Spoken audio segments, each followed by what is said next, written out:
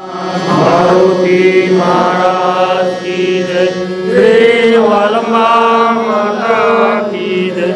महात्मा लक्ष्मण बाबा की जय। राम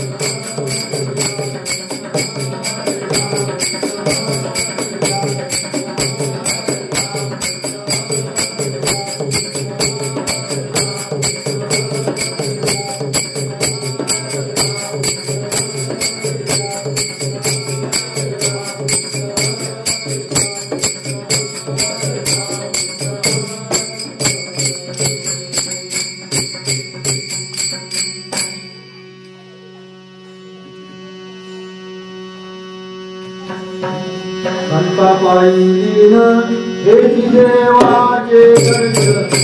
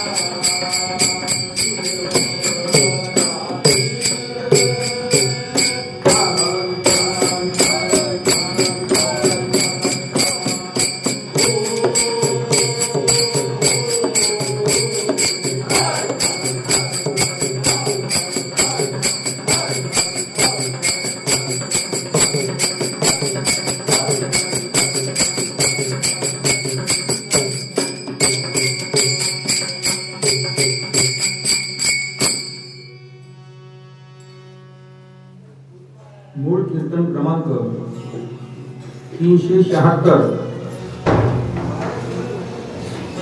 मिती ज्येष्ठ वर्ष दशमी, दिनांक 14/6/1936 ह्या साली श्री संत मारुती महाराज मापनेरकर यांनी त्यांच्याच स्वतःच्या अभंगावर केलेले हे कीर्तन आहे, ते मी आपल्यासमोर वाचून दाखवत आहे.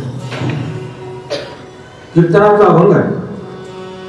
संतापायी लीन हेची देवाचे दर्शन, इंद्रिय मन करा स्थिर हेची गुरु भक्ती थोर, धरा भावाचा निर्धार संत सेवा करा फार, मारुती म्हणे जाय प्राण, मारुती म्हणे जाय प्राण, तोवरी संत अधिष्ठान. तो महाराज या अभंगात सांगतात,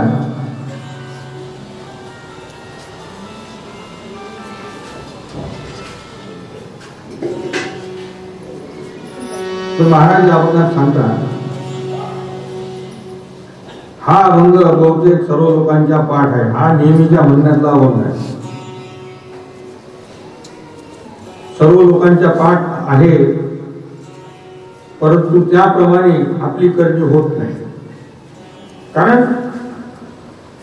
महाराज सांगतात या अभंगात की जीवनाचं सार्थक कशाला. कारण आपण जन्माला या जगात आलो, लहानपण भोगलं, तरुणपण भोगलं, म्हातारपणी भोगणं चालूच आहे. आणि अशा अवस्था भोगून शेवटी आपलं काय याचा विचार कोणी करतो का? लोक म्हणतात हो म्हातारपण आलं तेव्हा पाहून घेऊ पुढे. तरुणपणाची आपण भक्ती करत नाही आणि म्हातारपण जसजसं जवळ येते तसतसा मनुष्य संसारामध्ये गुरफटत जातो. हे बहुतेक सर्व लोकांचं चित्र आहे. फक्त विरळा ऐसा कोणी तुका त्याशी लोटांगणी. फक्त काहीच लोक असे मोजके असतात की जे शेवटचा काळ ईश्वर चिंतनात घालवतात. महाराज म्हणतात शेवटचा ईश्वरी चिंतनात हा काळ घालवला पाहिजे. काळ सारावा चिंतने एकांत वास गंगा स्थाने, तुळशीच्या पूजने प्रदक्षिणा तुळशीच्या, एकांत वास गंगा स्नाने, असा तो जीवनाचा अर्थ महाराजांनी सांगितलेला आहे. म्हातारपणा दशामध्ये ईश्वराच्या चिंतनामध्ये आपली जी उपासना आहे त्याच्यामध्ये आपला काळ घालवा. तुळशीचं पूजन करा. हा हिंदू धर्म त्यांनी सांगितला. तर आता हे महाराज म्हणतात भंगा संतापायी लीन हेची देवाचे दर्शन. आता संतापायी लीन आम्ही रोजच होतो, रोजच मस्तक टेकवतो. विशेष म्हणजे आम्ही मागणेरातले माणसं तर रोजच जातो, रोजच आम्ही डोकं तिथं टेकवतो. मग शेवटी आम्ही लीन होतो संताजवळ असं तुम्ही म्हणता. पण महाराजांनी काय म्हटलंय? संतापायी लीन हेची देवाचे दर्शन. आणि मग म्हटलंय इंद्रिय मन करा स्थिर. मन ठेवतो काय देवाजवळ आम्ही? डोकं टेकवतो पण मन कुठे असते? म्हशी पाळायचे राहिले, बळी सोडायचे राहिले, म्हैस पायाची राहिली. मन कुठे गेलं? तिकडे गेलो. कोणाला गावात जायचं असते, 11ची एसटी आहे, घाईची जाते, याला दर्शन नाही म्हणत. कारण त्या ठिकाणी ते पवित्र स्थळ जे आहे समाधीचं, त्या ठिकाणी महाराज आहेत ही कल्पनाच आमच्या मनात नाही. कसं तरी मंदिरात जावं लागते, देवाला आपलं साखर टाकून द्यावं लागते, पायजो सोयरीत करायला जातो, जमू देतो, ही मागणी देवाला. संतापायी लीन हे की देवाचे दर्शन. देवाचे दर्शन म्हटलंय. संतापायी लीन झाल्यानंतर दर्शन कोणाचं होईल? देवाचं. देव कुठे? देव तुमच्यात जवळ आहे. पण आपलं दर्शन आपण करत नाही, आपल्या मनाचं आपण सांगत नाही. देवाच्या पायावर आपण डोकं ठेवतो, सगळं साखर देवाला घालून देतो. आता इंद्रिय मन करा स्थिर हेची गुरु भक्ती थोर. आता कुठेतरी एकांतात बसल्याशिवाय किंवा मन एकांत केल्याशिवाय मन स्थिर होईल का? नाही होणार. किती लोक आम्ही किंवा किती जण आम्ही एकांतात बसतो, 2 मिनिटं 5 मिनिटं. महाराज कीर्तन सांगतात, मी नाही सांगत. कीर्तनात आहे त्यांच्या, रोज मिनिटभर तरी म्हणतात ते, मिनिटभर तरी मन शांत होते काय आमचं?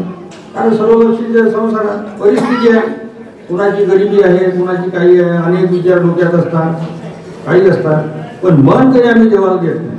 जातो मंदिरात ठीक आहे, त्याही ठिकाणी आम्ही चर्चाच करत बसतो, लीन आम्ही होतच नाही. मंदिरातून बाहेर दर्शन करून निघाला की दुसरा वेळ बोला कसं काय म्हशी पाचले गेली, काय करला, किती कापूस झाला, म्हणजे 5 मिनिटं आम्ही स्थिर होत नाही. महाराज म्हणतात जे कीर्तन आपण करतो या कीर्तनात आता आमचे टाळ करी उभे आहेत, तुम्ही या सगळेच आहे. यायला कधी कीर्तन झाल्यावर अभंग विचारला काय कोणता अभंग होता तर काय जण आहे. वस्तुस्थिती आहे, म्हणजे मी कोणाला टीका करत नाही, वस्तुस्थिती आहे. म्हणजे कीर्तन झाल्यानंतर 5 मिनिटं त्या कीर्तनाचं आपण चिंतन तरी केलं पाहिजे असं महाराज. घरी जायपर्यंत निदान तरी की आज कीर्तन काय होतं आणि कीर्तनात काय निघालं, प्रश्न असा आहे समजला पाहिजे अभंग. आणि इतक्या सोप्या पाहिजे महाराजांना सांगून ठेवलेलं आहे. कीर्तन झाल्यावर तर काय गुंडवून ठेवायची, काही बाहेर पडायची घरी आम्हाला होते. बरं खाली बसल्यावरही आम्हाला शांत राहायला जात नाही. जसं काही मंगल कार्यालय आहे, गाव कधी आले, काय आले, किती कापूस झाला, बरेच भाविक पहा तुम्ही जे आपले येतात. समजा सप्त्याच्या वेळेस भाविक मंदिरात 5 मिनिटंही स्थिर होत नाही कोणी. कीर्तन झालं खाली बसले का गप्पा सुरू झाले, मग काय गेलं मनावर. साधा उदाहरण, साधा दृष्टांत आहे महाराष्ट्रात, साधच आहे, काही त्याच्यामध्ये असं विशेष काही नाही, पण आपण करू तेव्हा ना. इंद्रिय मन करा स्थिर, हेची गुरुभक्ती थोडं म्हटलं आहे. आपण गुरुभक्ती करतो आणि या थोड्याशा गोष्टींना पण वाया गमावतो. गुरुभक्ती झाली काय? म्हणून संसाराला या गोष्टीमध्ये थारा नाही. नभे गुरुदास्यत्व संसारिया, संसारी माणसाला गुरुदास्यत्व घडत नाही. वैराग्य भेने कापे विषया, हे साधू संतांनी लिहून ठेवलं, काही खोटं आहे ते? कारण संसारामध्ये एवढा आपण गुरफटतो की आपण त्या ठिकाणी काय करत आहोत. ठीक आहे, इतर वेळेला आपण बाहेर ठिकाणी संसाराच्या गप्पा करतो, पण निदान कमीत कमी देऊळ नव्हे घर, हे महाराज कीर्तनात सांगतात. देऊळ नव्हे घर, प्रपंच नव्हे परमार्थ. कारण देऊळ ही जी जागा आहे ती परमार्थ करण्याची जागा आहे, ती संसाराची जागा नाही. पण आम्हाला देवळाचं महत्व कळेल तेव्हा ना. महाराज म्हणतात स्मारक धर्म करा, स्मारक धर्मही आम्हाला समजत नाही. तू वरचा विषय तर दूरच राहा. स्मारक धर्मामध्ये म्हणतात झेंड्या काढा, झेंडे काढा, पताका काढा, सुशोभित करून काढा. मग आता सुशोभित करून काढा म्हणजे काय? संतांचं जे अधिष्ठान आहे आपण काढतो, दिंडी काढतो, ती सुशोभित झाली पाहिजे. चांगले झेंडे, चांगल्या लाईन मध्ये चालायचं, चांगले व्यवस्थित शिस्त दाखवायची, सगळे सुशोभित करून चाला. मरणाचं प्रेत सुद्धा महाराज म्हणतात सुशोभित करून न्या. मरणाचं प्रेत जे आहे, मरण यात्रा सुशोभित करून काढा. हे स्मारक धर्म आहे. याच्यामध्ये परमेश्वर नाही. केलं तर पाप नाही, नाही केलं तर पुण्यही नाही. म्हणजे ह्या अशा गोष्टी जर आपण साध्या ह्याच्यात महाराजांनी सांगितलं. महाराजांनी परमार्थ तर फार उंच कोटीच्या ह्याच्यात सांगितलेलं आहे, पण तेवढेच ते खाली येतात आणि तुम्हा आम्हाला उपदेश करतात. की बाबांनो हे तर करा, स्मारक धर्म तर करा. मंदिरात जाऊन आम्ही काय करतो, देवळाचं महत्व काय आहे, परवा दिवशी महाराजांनी कीर्तनात सांगितलं, आजच्या कीर्तनामध्ये सांगतात की देवळाचं महत्व काय आहे, तुम्ही त्या ठिकाणी का जाता. काहीतरी मनात भीती आहे म्हणून जाता काय, की आपण नाही गेलो तर मग महाराज काय म्हणतील बघ, एवढी एक भावना येते. तर तिथं गेल्यावर आम्ही काय करतो. प्रत्येक कुठेही मंदिरामध्ये तुम्ही जा, त्या ठिकाणी मोठमोठे हॉल बांधलेले आहेत. कशा करता? मौन राहण्याकरता. त्या ठिकाणी जा, कमीत कमी 5 मिनिटं मौन राहा. म्हणजे एवढंही मन आपल्या ताब्यात नाही. आणि महाराज म्हणतात इंद्रिय मन करा स्थिर. आता हे मन कसं काय स्थिर होईल? हे मन स्थिर होऊ शकत नाही. म्हणून याच्याकरता ते म्हणतात लीन कशा करता झालं पाहिजे. जसा धातू हा अग्नीमध्ये टाकला म्हणजे तो पातळ होतो. सोनं म्हणा, चांदी म्हणा, लोखंड म्हणा, अग्नीत टाकलं की पातळ होते. पातळ होते म्हणजे ते स्थिर होते. तसं हे मन संतांच्या पायावर टाका, ते लीन होईल. इंद्रिय मन करा स्थिर, हेची गुरुभक्ती धोर. स्थिर झाल्यानंतर या देहातून जात वर्ण देह कल्पना ह्या त्यातून निघून गेल्या पाहिजे. फक्त त्या ठिकाणी डोकं ठेवताना एकच विचार केला पाहिजे की ह्या संतापासून माझी गती होईल. बाकी संसाराचं ते म्हणणार आम्ही काही करत नसतो, कोणाचे करतो पण त्याचा भाव होऊन करतो. धरा भावाचा निर्धार, संत सेवा करा फार. आता सेवा कशी करा आम्ही, आम्हाला समजत नाही. सेवा कायच करा आम्ही. सेवा धर्म जर आपल्याला माहित नाही तर काय आपण भक्ती करणार, गुरुभक्ती काय करणार. या साध्या अभंगात महाराजांनी एवढं समजावून सांगितलेलं आहे आणि तो रोज अभंग आम्ही म्हणतो. म्हणून हे मन फार चंचल आहे, ते स्थिर होत नाही. मोठमोठे ऋषी साधू संत या मनानं चकवले आणि ते वाया गेले. आणि म्हणून त्या वाया गेलेल्या लोकांनीच हा शोध करून ठेवला की मन स्थिर केल्याशिवाय ही गोष्ट होत नाही. विश्वची माझे घर ज्ञानेश्वर म्हणतात, अशी मती जयाची स्थिर किंबहुना चराचर आपणची जावा. म्हणजे मन स्थिर केल्याशिवाय होईल काय. विश्वची माझे घर म्हटलंय केव्हा, मन स्थिर झाल्यावर. म्हणून आपल्या आयुष्याचा काळ हा असा ईश्वर चिंतनात घालावा. कामामध्ये ईश्वर ठेवा. महाराज स्वतः शेतामध्ये काम करत असताना एक एक पराठी उपळत आणि देवाचं नाव घेत, एक एक पराठी उपळत देवाचं नाव घेत. इतकी तपश्चर्या झाली. तेव्हा पुढे साधुत्व आलं. आपल्याला दिवसभर संसारामुळे तो आठवण राहत नाही. अनेक कल्पना आपल्या डोक्यात असतात, अनेक कल्पना आपल्या हृदयामध्ये असतात. मग त्या कल्पनेचा कचरा आपल्या हृदयात आहे, त्या ठिकाणी देवाला बसायला जागा आहे काय? त्या ठिकाणी बसायला जागाच नाही. कारण प्रपंचाचीच कामं एवढी आहेत की तिथे देवाचं आठवत नाही. म्हणून त्याच्याकरता परमार्थ आहे.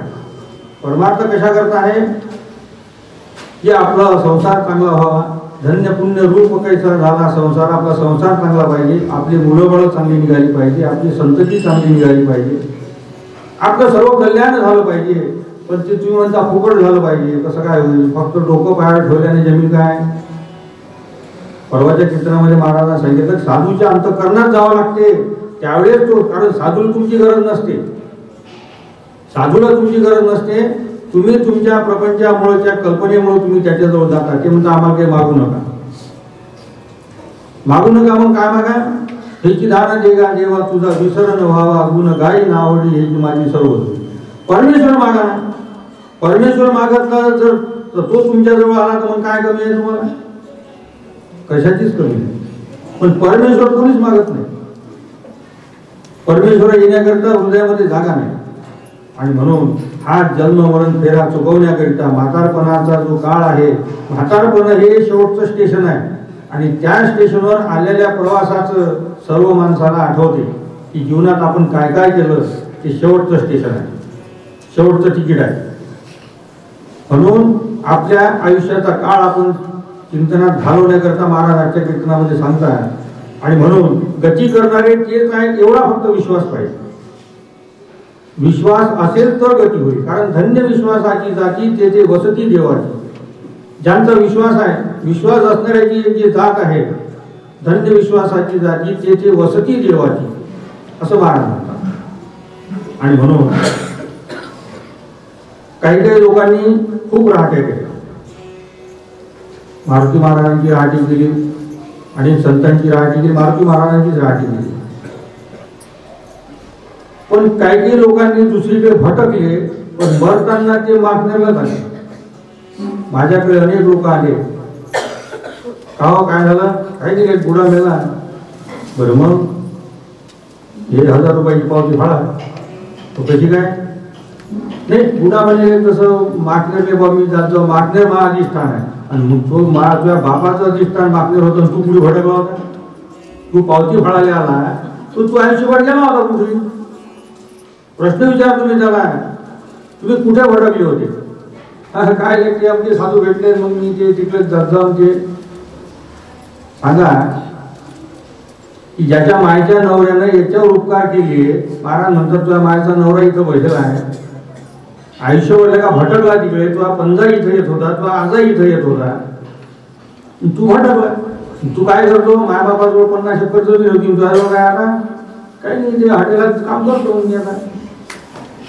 सांगा, ज्याच्या कुटुंबावर महाराजांना कृपा केली त्याच्या वंशाची आपण हा अंतकाळी बापाचा निरोप घेऊन झाला मागण्या किंवा त्याच्या नावानं पावती फाळा.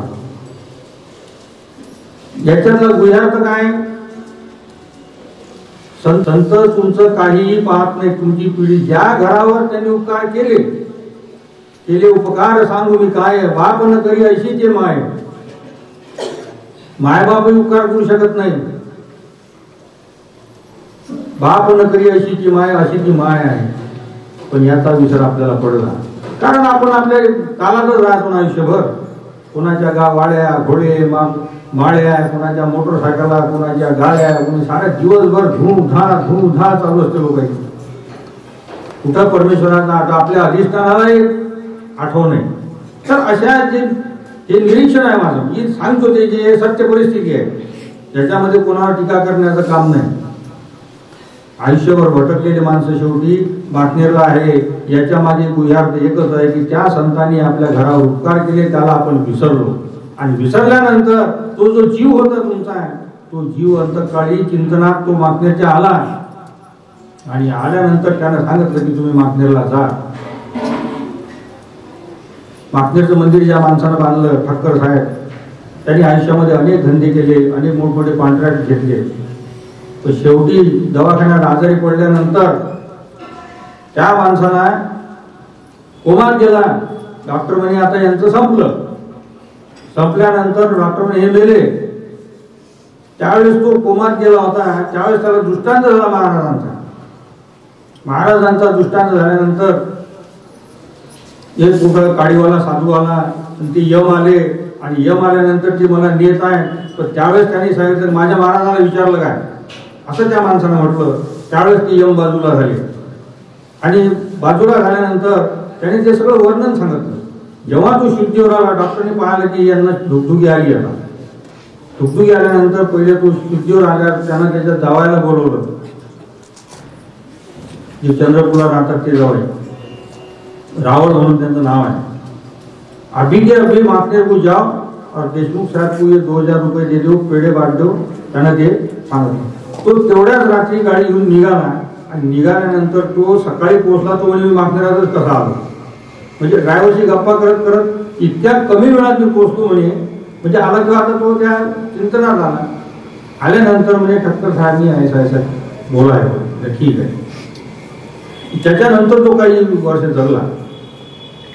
अशी संतांची कृपा असते.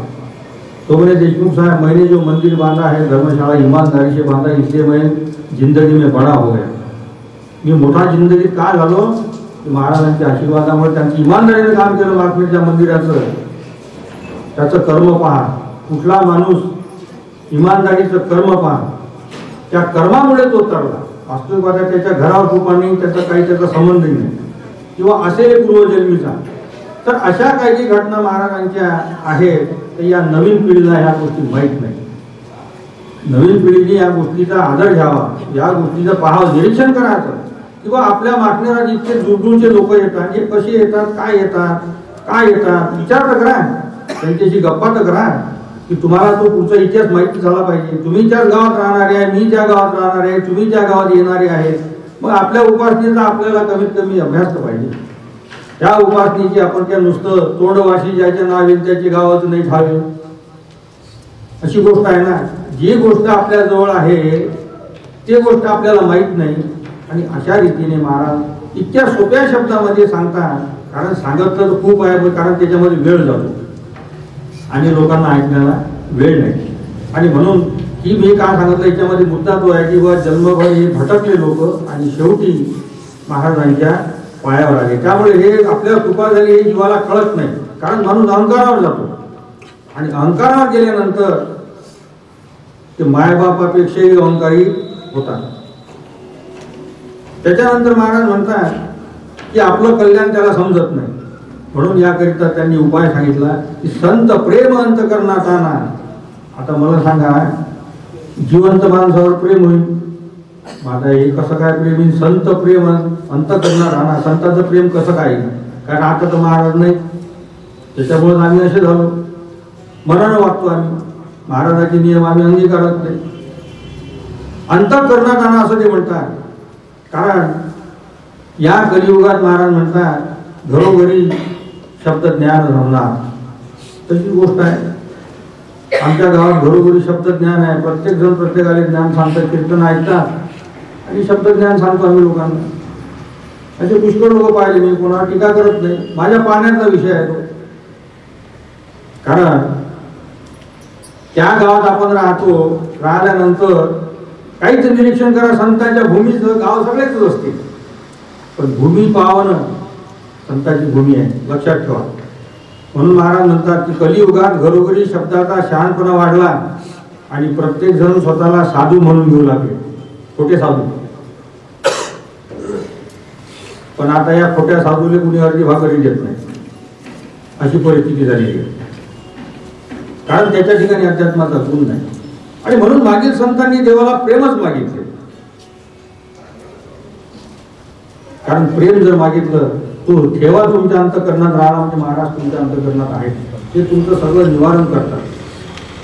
आणि म्हणून शब्द ज्ञानाचा आजकाल महाराज म्हणतात की शब्दछल करतात, हे खोटे साधू शब्दछल, शब्दाचा छळ करतात. जे पवित्र शब्द आहेत, जे अध्यात्म ज्ञानाचे शब्द आहेत, त्याचा हे खोटे साधू जे आहे ते शब्दछल करतात, कारण कामधंदा होत नाही.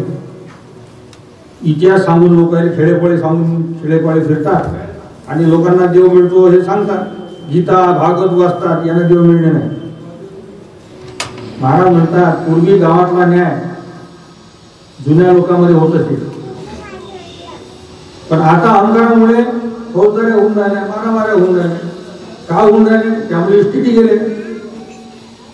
म्हणून ते म्हणतात की संसारात मन वाढवू नका, संसारात मन वाढले की संसाराचा नाश होतो. संसारात मन वाढवले की संसाराचा नाश होतो.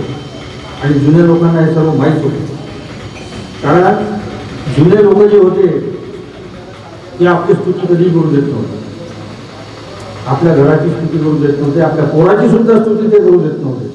आपल्याकडे म्हैस गाय असली, त्या म्हैस गायची स्तुती लोक करू देत नव्हते, कारण त्यामुळे मनुष्य अहंकारावर जातो. स्तुती केली म्हणजे हा चार बोट वरतीच गेला. काय बा तुमची म्हैस आहे, इतके दूध देते, काय तुमचा बैल आहे, काय बा तुमची पराठी आहे, काय राजू तुमचा मुलगा तर भलताच जोरदार आहे, चालला चार चार बोट वरती वरती. जशी जशी स्तुती केली तसा तसा वरते, आणि मग आधार नाही राहिला म्हणजे पटकन खाली पडतो. आधार न राहिला म्हणजे खाली पडतो. तर असा अहंकाराने मनुष्य वर जातो. म्हणून आणि तुमचं चांगलं होऊन राहिलं याच्यामुळे तुमची वैरी निर्माण होणार. महाराज कीर्तनात सांगतात की तुमची वैरी निर्माण होणार, हे तुम्हाला समजत नाही. कोण म्हणतो स्तुती करतो आपल्याला फार चांगलं वाटते. म्हणून महाराज म्हणतात की वर जो तुम्हाला संसारावर तुम्ही खर्च करता, मग संत कर्मावर का खर्च करत नाही? आजच्याच कीर्तनात महाराज सांगतात संत कर्मावर खर्च केला तो आठवण येतो. संसारात तर मग लहानपणापासून खर्च होतो त्याचा आठवही नाही. त्याचा आठवा आपण कधीच करत नाही. घर घेतलं, गाडी घेतली, नुकसान झालं, मुलाची शिक्षण केली वगैरे वगैरे केले, याचा आठवण येतो का आपल्याला? नाही. संत कर्मावर खर्च केलेली लोक 1000ची पावती फाडली, कोणी म्हणजे 2000ची फाडली, कोणी म्हणजे 10,000ची फाडली. चांगल्या लोकांनी सांगत सुटत 101 रुपये देणाऱ्याची नावाची वर्गणी, 101 रुपये देणाऱ्याची नावं बोलवावं लागेल आहे काही ठिकाणी. सांगा दानाचं महत्व राहिलं काय? दानाचं महत्व तेच आहे. महाराज म्हणतात की दान जे केले लोकांना पाहिजे कळले, म्हणून त्याच्यासाठी धर्मशाळेला पाट्या लावतात लोक मोठमोठे. म्हणून दान करताना एक गोष्ट लक्षात ठेवा, चुकलेला चुका माणूस टाकत नाही कधी.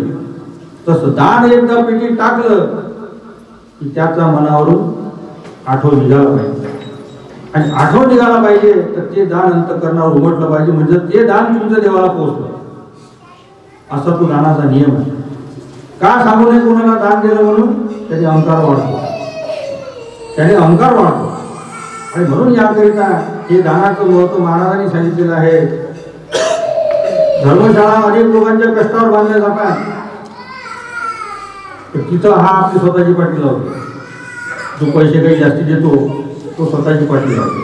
म्हणून त्या म्हणतात, महाराज म्हणतात की संत कर्मावर खर्च करा पण त्याचा आठवण येऊ देऊ नये.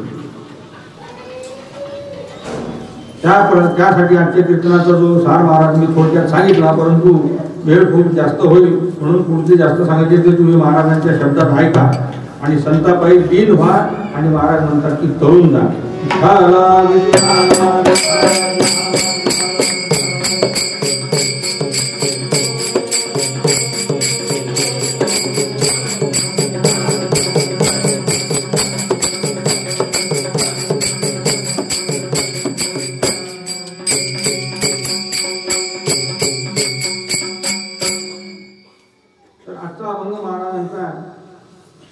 संतापायी लीन हेची देवाचे दर्शन, इंद्रिय मन करा स्थिर हेची गुरु भक्ती थोर, धरा भावाचा निर्धार संत सेवा करा फार, मारुती म्हणे जाय प्राण तोवरी संत अधिष्ठान.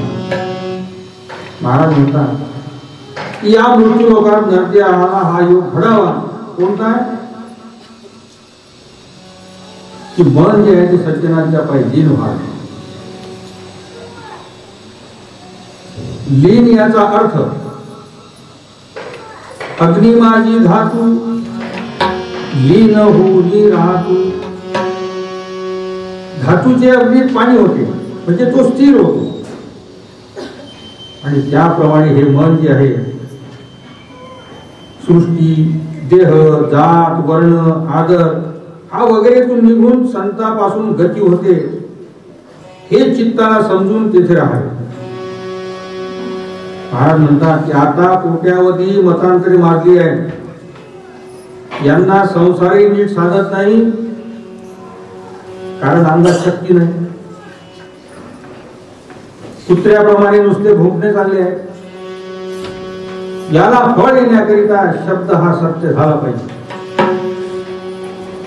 संसाराच्या गोष्टी वाणीने बोलता बोलता ही दशा आली. जातीच्या अभिमानापायी इष्टिटी गेले. मग असा प्रपंचही नीट झाला नाही आणि जाती अभिमानही सत्य झाला नाही. मग यात चुकले काय? यात चुकले काय तर संतांच्या पायी लीन व्हावे लागते ते नाही. ज्ञानेश्वर नाथ तुकोबा गोपी ते लीन झाले होते म्हणजे देहबुद्धी जाऊन कृष्णाच्या पायी ते लीन झाले. संतांच्या पायी मन लीन झाले होते कारण मन हे तर चंचल आहे. कसं चंचल आहे? वाहते उदकी लिहिता लेख वाहते उदकी लिहिता लेख तळी अक्षर नुमटे एक. वाहत्या पाण्यावर लिहिता येईल का? तशी हे राम कृष्ण तुकारामाची नावे यांची पावले आपल्या मनावर का उमटत नसतील? आपल्या मनावर हे का उमटत नसतील? तर मन स्थिर नाही म्हणून. आणि स्थिर नाही म्हणून योग घडत नाही. पूर्वी ऋषी मुनींनी प्रयोग केला. काय प्रयोग केला? जेव्हा आयुष्याची वेळ म्हणजे काळ हा साधू चिंतनात गेला पाहिजे हे त्यांनी अभ्यास केला. ते म्हणतात काळ सारावा चिंतने काळ सारावा चिंतने एकांतवास गंगास्थाने देवाच्या पूजने प्रदक्षिणा तुळशीच्या. आयुष्याची वेळ म्हणजे काळ. पण त्याचा अभ्यास करून संतांच्या मननाने मन स्थिर होईल. मन स्थिर होईल आणि संतांच्या पायी स्थिर होईल. तर महाराज म्हणतात रोज निदान 2 तास तरी हे करा. महाराज म्हणतात रोज निदान 2 तास तरी करा. श्वास घ्यावया कृती सवडी नाही रीती आणि निद्रेशी स्थान केऊ ते मिळे. कृष्ण म्हणतात काया वाचा मन जो करी मदार्पण काया वाचा मन जो करी मदार्पण करी वृत्ती शून्य ही अवस्था. काया वाचा मन याचा आठवण राहू नये. नुसतं काय आठवलं पाहिजे? संत पावले. संत पावले गंगेपेक्षाही वाडवडिलापेक्षाही श्रेष्ठ वाटावे, म्हणून ते तुकोबा म्हणतात संत पाऊले साजी.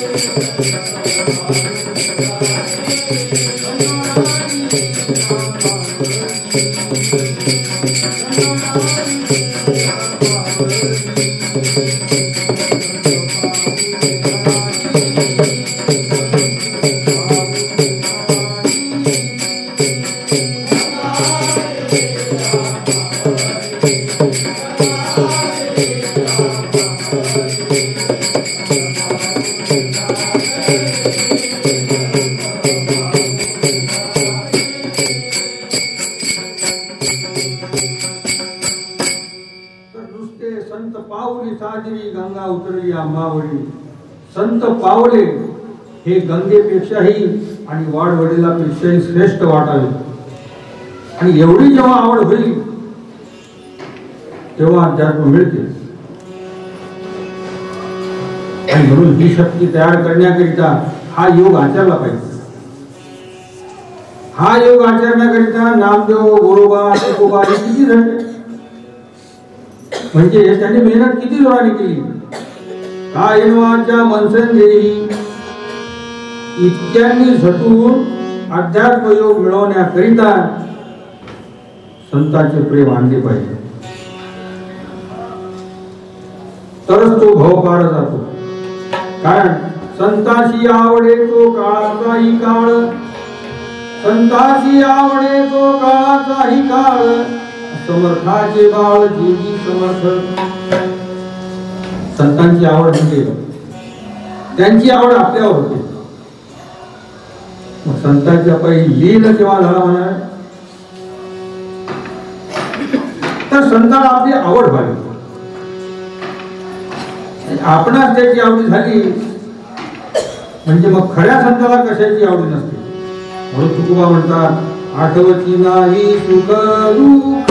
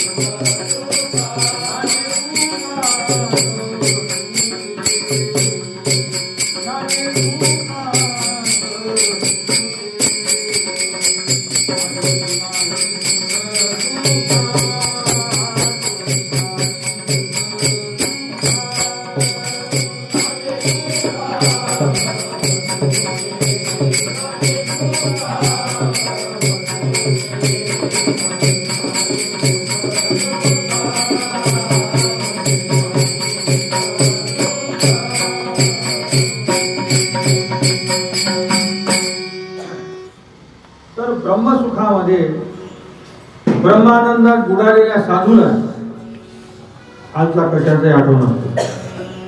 आणि म्हणून त्यांना आपली आवड तयार करावी लागते. म्हणून आपली आवड त्याला होते. पहा, रुक्मिणीचे प्रेम कृष्णाच्या हृदयात सतत होते. म्हणून ते लिहितात, ते कुणी भीमिकेच्या भावाशी द्वारकेशी ऋषिकेशी उठाबशी करत असे. इतकी भयंकर आवडी तयार झाली होती भीमिकेला. कोणाची? कृष्ण कृष्ण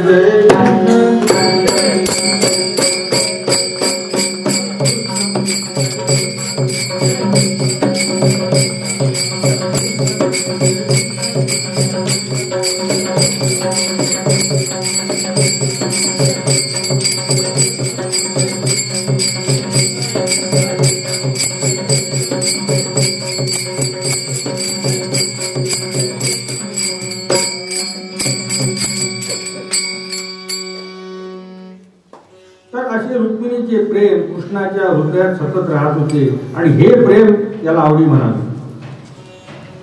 तर असे प्रेम सज्जनाच्या ठिकाणी असल्याने जे काम जमते. त्याकरिता मेहनत घडली पाहिजे. त्या ठिकाणी मन बाशीराव नये, म्हणजे मग अन्य कशाचीही गरज नसते. संत जनाला तारतात. संत जनाला तारतात हे म्हणतात. काय म्हणतात की संताबद्दल वर्णन आहे, हा महिमा भरलेला आहे, ते उदार असतात. आणि म्हणून ते म्हणतात, गोवा म्हणतात, तुम्ही संत माय बाप कृपा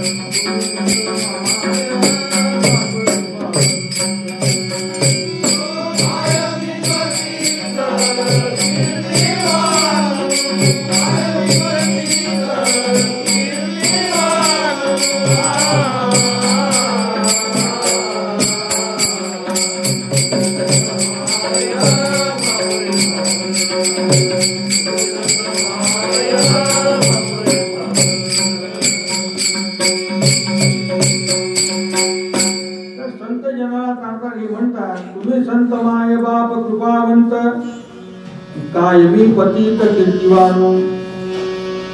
संताबद्दल वर्णन आहे, हा त्यांचा महिमा भरलेला आहे.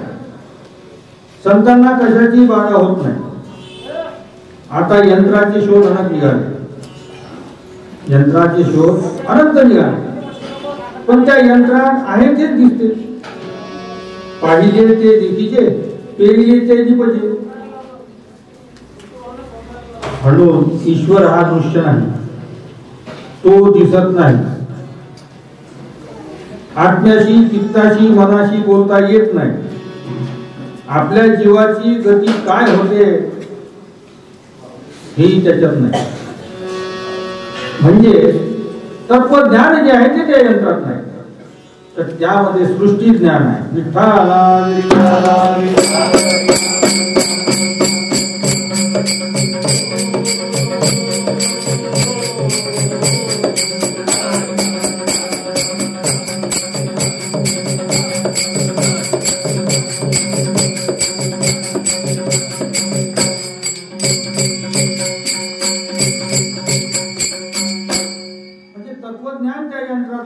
सृष्टी ज्ञान आहे. महाराज म्हणतात, पहा तमाशासाठी गंमत आहे, तमाशासाठी गंमत आहे. आत्म्याला ती यंत्रे जाणत नाही. त्या यंत्राला जर ते समजले असते तर फौजदारी खटल्यात सरकारला साक्षीदार नको होती. ते यंत्र उराला लावले की आतील खरे काय ते समजले असते. आणि म्हणून ते नाही, म्हणून या यंत्रात खरे कळणारे नाही. विठ्ठला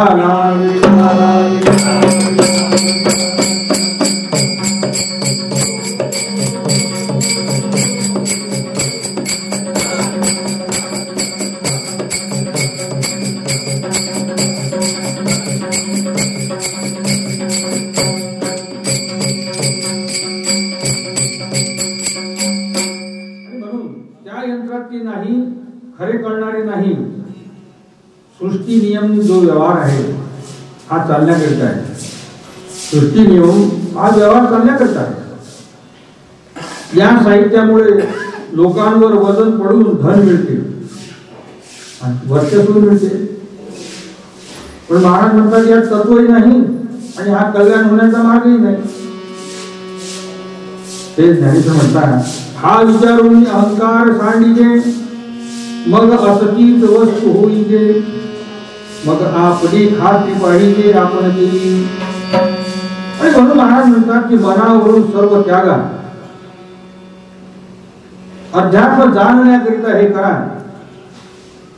निमिष मात्र संत संगती, वास वैकुंठी कल्पांती, मोक्ष पदे होती विश्रांती बापुरी, त्याशी तुळे ऐसे काही. महाराज म्हणतात की संतांचे प्रेम अंतःकरणात रक्तात एक सेकंदभर आले की सर्व तऱ्हेचे ज्ञान होते. एक सेकंदभर आले की सर्व तऱ्हेचे ज्ञान होते. आणि म्हणून तुकोबा म्हणता हेच मोठे संकट आहे. ते म्हणतात ऐशिया संकटी पावनु पाणी,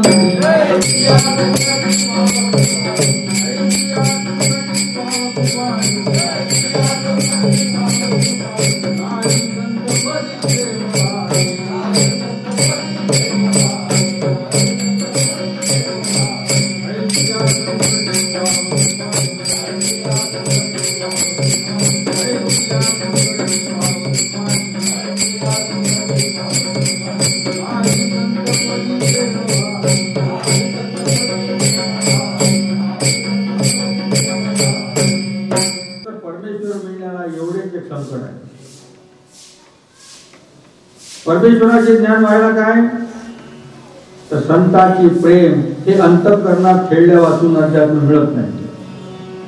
आणि म्हणून तुकोबा देवाला संतांचे प्रेम मागतात. तरी देवाची मागणी का करत नाही? देवाची मागणी का करत नाही? संतांचे प्रेम मागतात. ते म्हणतात अखंड तुम्ही दया चित्ती मध्ये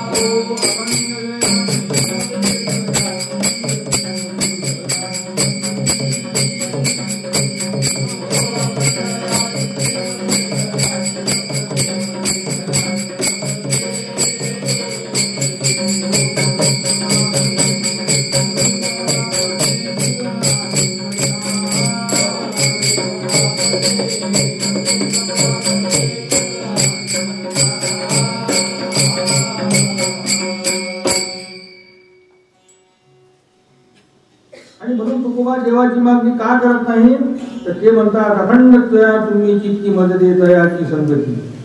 देवा एवढीच मागणी आहे की मला सज्जनाचे प्रेम दे, दुसरे काही नको. देव मोठा नाही, देव मोठा नाही तर सज्जन मोठे. कारण सज्जनाच्या प्रेमाने अंतर्ज्ञान प्राप्त होते. त्या प्रेमाशिवाय कीर्तन भजन वगैरे ओस समजावे, अर्थपाठ वगैरे करता येतील, पण ते अंतर्ज्ञान जे आहे ते फक्त संतांच्या प्रेमाने येते. जसा प्रपंचात जर सामुग्री नसली तर प्रपंच फजितीचा होतो. म्हणून महाराज म्हणतात या कलियुगात सध्या उठलेल्या बडबडीत काही फायदा नाही. घरोघरी शब्दाचा शांतपणा वाढला तरी घरची भाकरी कुठ देत नाही, तेव्हा काय फायदा? म्हणून ते म्हणतात यात काही नाही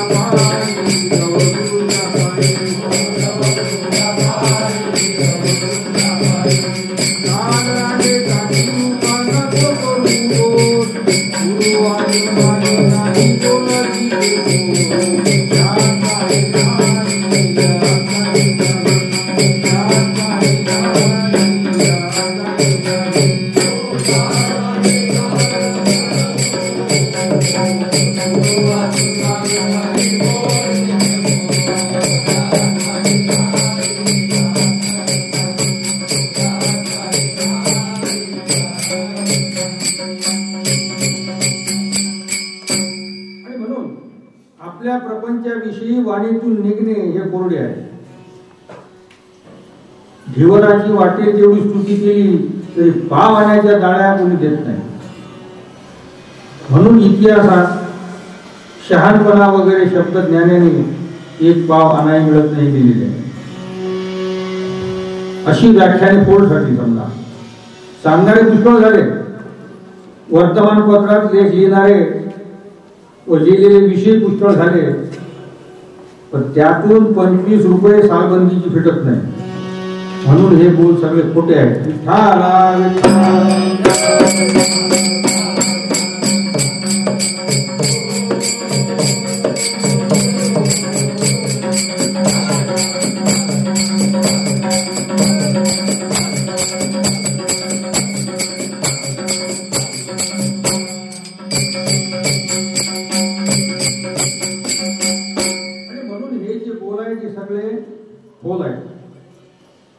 महाराज म्हणतात याचा विचार स्थिर चित्ताने करा.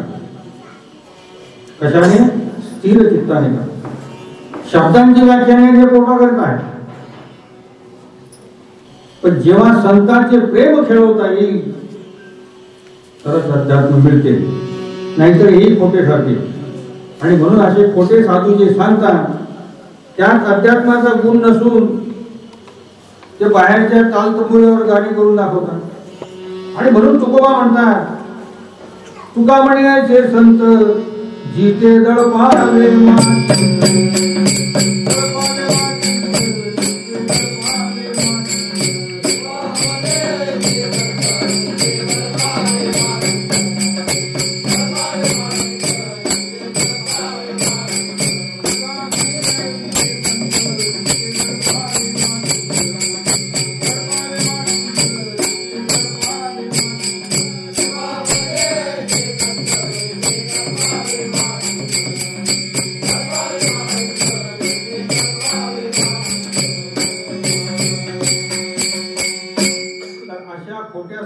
फजित करावे.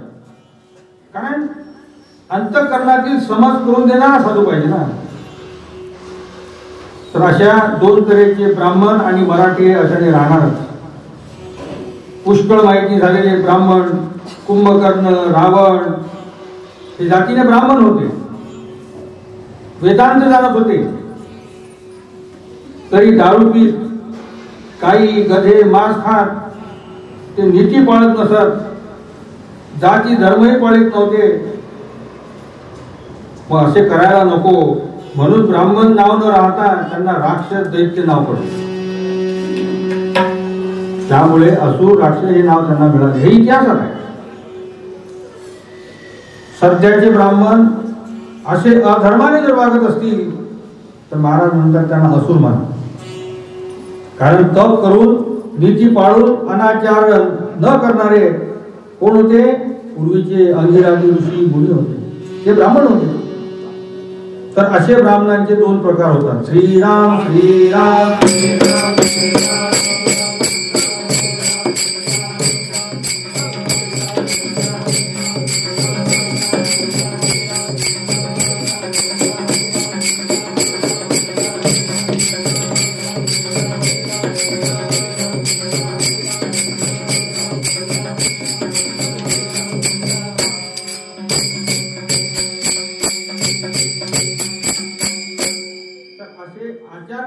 अनाचार न करणारे असे ब्राह्मणाचे 2 प्रकार होत.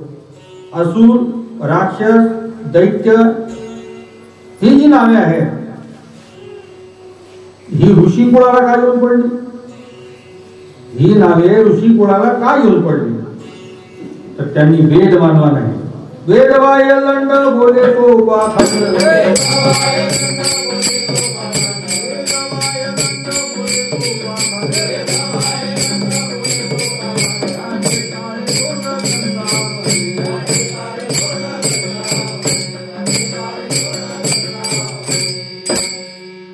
अशी वेदबाह्य आचरण करणारी राक्षस मंडळी होती. आणि वेदाचे आचरण करणारे कोण? रामकृष्णाची होती. आणि हे सनातन काळापासून चालत आलेले आहे. कारण सगळेच खरेच कसे राहतील? जास्ती शब्दाचा शहाणपणा झाला की भ्रष्टाचार होतो. वेदोक्त मताच्या लोकांपेक्षा आपण मोठे दिसलो पाहिजे असे वाटते. पण समाज सर्वेषु भूतेषु हे काय? हे निवडून येण्याकरिता हे करतात. तेव्हा हा गजाचा बच्चा विठ्ठला विठ्ठला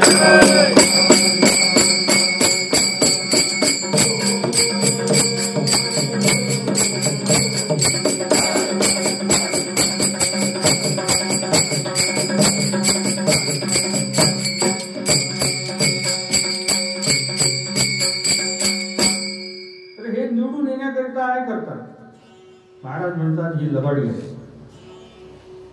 वतनदारी म्हणजे पाटीलगी.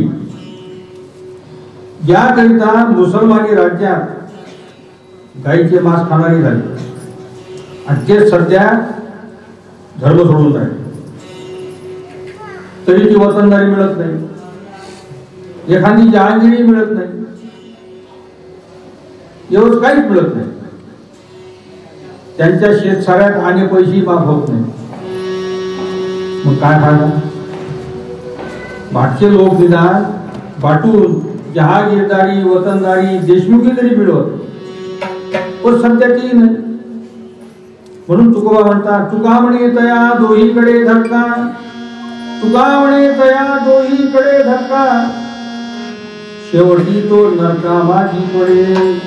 तर आता हे असे होऊन राहिले. प्रपंचाची सुधारणा नाही, परमार्थही घडणार नाही, पण बाटल्याने फलिती मात्र होणार. ख्रिश्चन झाल्याने त्याची पूर्वीची जात जाते काय? ख्रिश्चन झाल्याने पूर्वीची जात जाते काय? नाही. पूर्वीचे नाव काही मोडत नाही. तो पूर्वीचे नाव काही मोडत नाही. मग हा बाटोळ्या, या बाटोळ्याला ते खास ख्रिश्चन लोक आपल्या मुली देतात काय? या बाटोळ्याला ते ख्रिश्चन आपल्या मुली देतात काय? नाही. मुसलमान जाती ते हे दिसून येते. मग तेव्हा बाटण्याने काय फायदा होतो? विठ्ठला विठ्ठला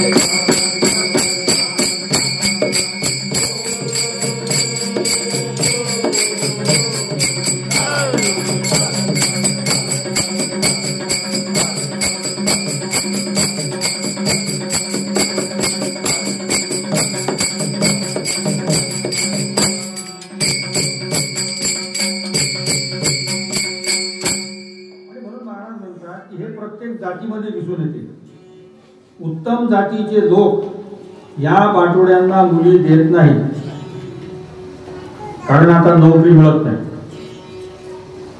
त्यामुळे बेकारी वाढली. शिकलेल्यांना शेतीचे काम होत नाही आणि त्यांना नोकरी मिळत नाही. म्हणून इतिहासातील बळबळ खेळवड लोकांना सांगत फिरतात. पण आपल्या वाडवडिलांनी रसाच्या पंक्ती दिल्या हे ते विसरतात. त्यांच्या गर्वाचे आपण आहोत. पण आता कपभर चहावर आपण खुश होतो. एका कप चहावर आपण खुश होतो. तर महाराज म्हणतात कसायाचा वेळ जाईल मान,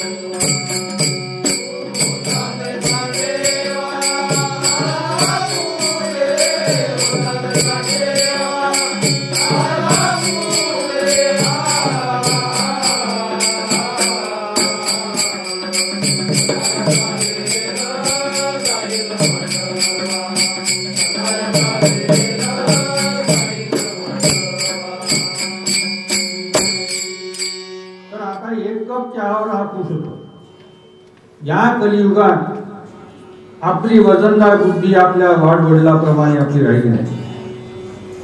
कीर्ती वाढण्याकरिता अन्नदान करायचे, पण त्याऐवजी आपण एक कप भर चहावर आनंद मानतो. कारण संचित तैशी बुद्धी उपजे मनाची मधी. आता संसारातही काही खरे राहिले नाही, कारण अंतःकरण खोटे झाले. आणि संत म्हणतात अंतःकरण खोटे झाले, पण देवाला माहित असते ना खोटे खोटे सरे तुझ्या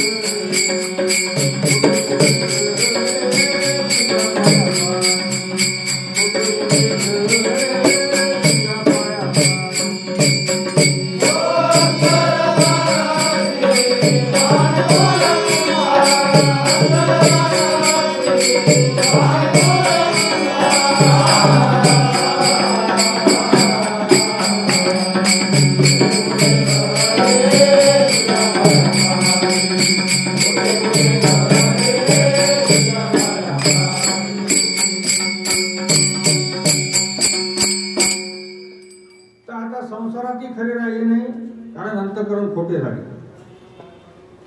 100-150 वर्षापूर्वी गावातील लोक एखाद्या म्हाताऱ्याकडे जात आणि त्याचे म्हणणे ऐकत असत. मग असा न्याय देणारा जो मनुष्य असेल, तो म्हातारा मनुष्य, तो काही नोकरी असेल, पण याला ते शरण जात. आता तर संसाराबद्दल कोणालाही विचारायला असतात, आपणच हुशार आहोत असे समजतात. विठ्ठल विठ्ठल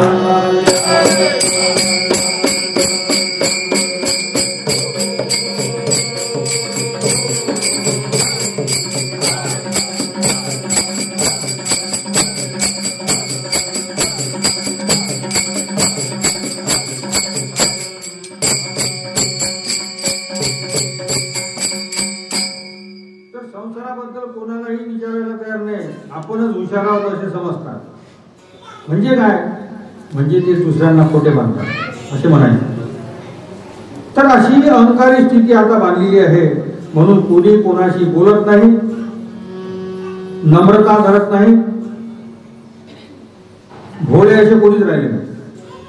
आणि त्यामुळे महाराज म्हणतात दरिद्र आले, त्यामुळे दरिद्र आले. आणि यात सुधारणा होईल तेव्हा बरे होईल. अहंकारामुळे गीता भागवत कीर्तन ही कामाला येईल नाही.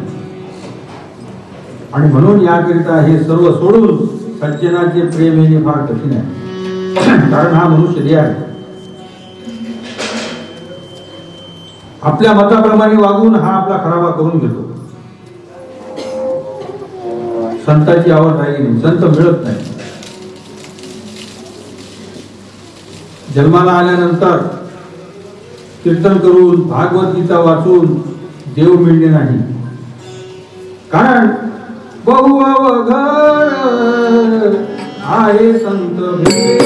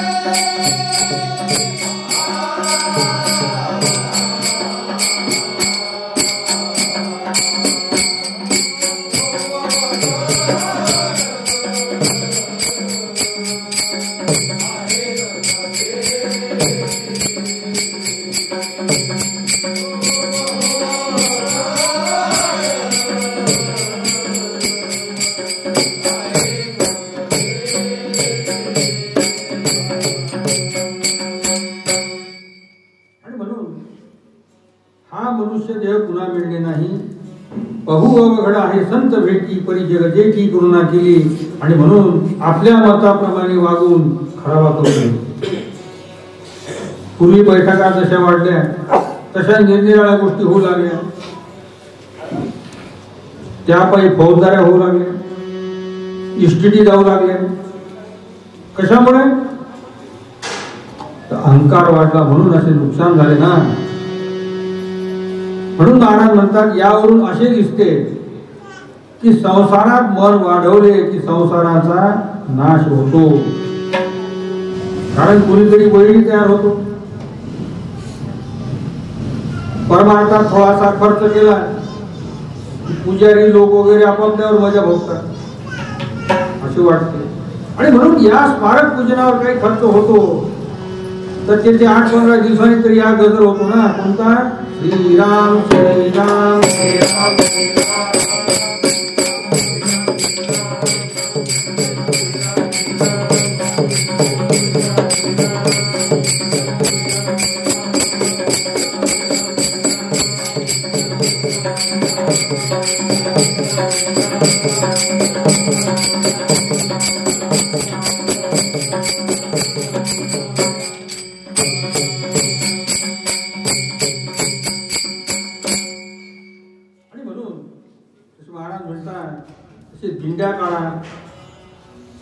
भजन होते तर त्या ठिकाणी खर्च होऊ द्यावा, त्या ठिकाणी खर्च होऊ द्यावा. पण याचा आठव करून वाईट करून घेऊ नये. त्याचा आठव नको. आपल्या वाईट कर्मात दारू पिणे, नाच तमाशे करणे यात वाडवडिलांनी पैसे उधळले ना, मग त्याचा काही आठव येतो का? त्याचा आठवच नसतो. संत नामावर कृष्ण जयंतीवर दिंड्या निघतात पण अशा सत्कर्मावर पैसे खर्च झाले तर ते नजरेत भरतात ना, मग त्याचे तर काही परमात्मा होतो ना. मग शेवटच्या निर्वाणीच्या वेळी हीच ठिकाणी लुटायला मिळतील ना, तर काय वाया गेले समजायचे? काही नाही. दारूत, रांडेत, लग्नात देताना गेलेले पैसे परत येऊ शकतात काय? नाही. तर असे पापाविने नाही आले तर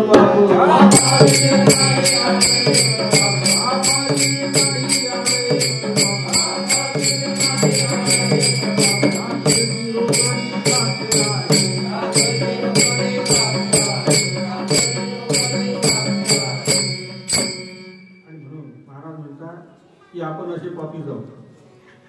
कसे?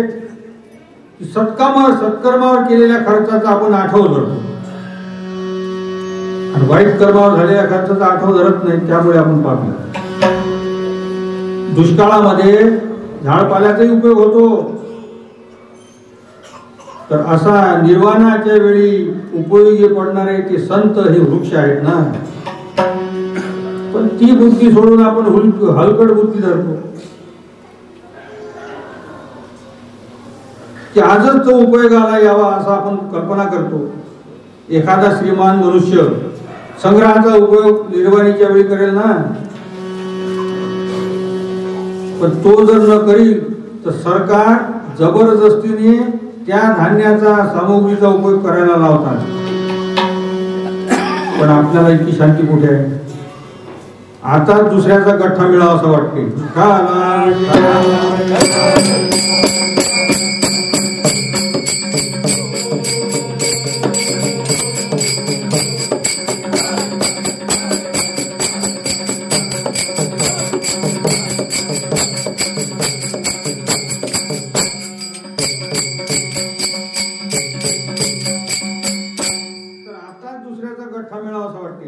महाराज म्हणते याचा निकाल काय?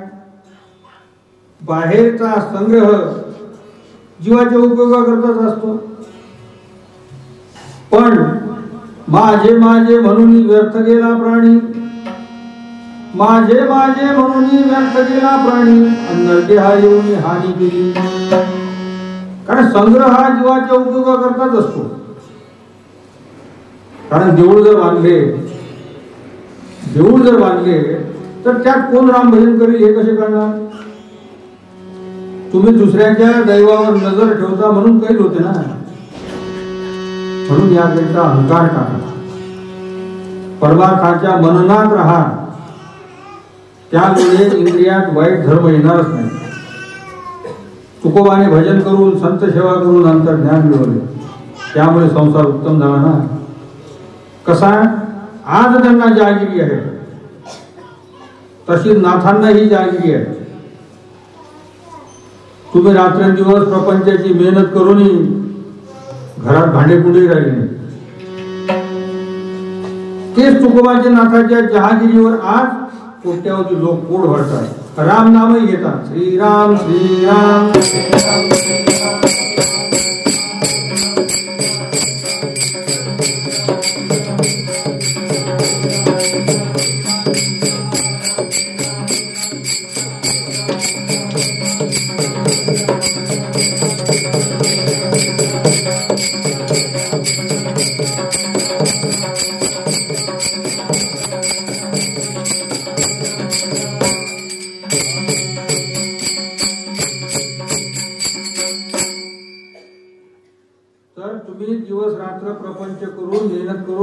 भांडेकुंडे राहिले. तुकोबाच्या नाथाच्या जागिरीवर कोट्यावधी लोक आज पोट भरतात, राम नामही घेतात. तर महाराज म्हणतात की या अभंगाप्रमाणे संतापायी लीनपणा हा कुठे आणता येईल? तुमचा प्रपंच उत्तम केव्हा होईल? तर त्या संताच्या कर्मामध्ये गर्वहीन होता येईल, त्याचेच बरे होईल. गर्वहीन होता येईल, त्याचेच बरे होईल. जमिनीवर अंता न धरता त्याच्या कर्मात जो लीन होईल, त्याचेच बरे होईल. तसे शेतातील नीच कामगिरी करण्यात लाज धरू नये. खत वाहण्यापुरते हलके काम करण्यात लाज राहू नये, तसे संतांच्या सेवेमध्ये लाज धरू नये. संतांच्या सेवेमध्ये लाज धरू नये. त्या ठिकाणी लीन राहिले पाहिजे, तरच त्यांचे प्रेम येते. आपणास आपल्या मुलाचा नरक फेडण्यात काही नाही, त्याला उराशी धरण्यात चीड नाही, तर प्रेमच येते ना. तसे संतांचे प्रेम रक्तात यावे म्हणजे देव मिळतोच. अंगी प्रेमाचे भरते या मल्हारी देवाचे.